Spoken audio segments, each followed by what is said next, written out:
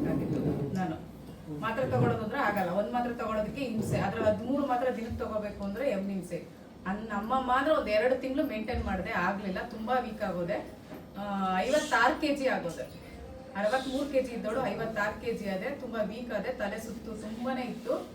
ರೂಮಿಂದ ಅಡುಗೆ ಮನೆಗೆ ಹೋಗಕ್ಕೂ ಆಗ್ತಿರ್ಲಿಲ್ಲ. ಫುಲ್ ಒಂದು 3 ತಿಂಗಳು ಬೆಡ್ಡಲ್ಲೇ ಮಲ್ಕೊಂಡೆ.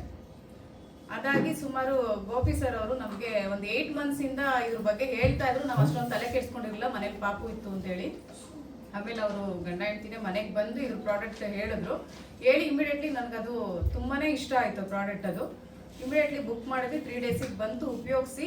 ಜಸ್ಟ್ ನನಗೆ 15 ದಿವಸ ತಗೊಂಡಿಲ್ಲ, ತಿಂಗಳು ತಗೊಂಡಿಲ್ಲ, 1 ವಾರಕ್ಕೆ ಎದ್ದು ನಾರ್ಮಲ್ ಆಗಿ ಎದ್ದು ನನ್ನ ಕೆಲಸ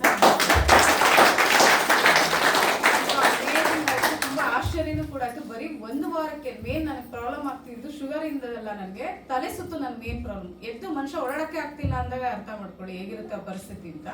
1 ವಾರಕ್ಕೆ ನಾರ್ಮಲ್ ಆಗಿ ಎದ್ದು ಓಡಾಡ್ತಾ ಇದ್ದೆ ನಾನು.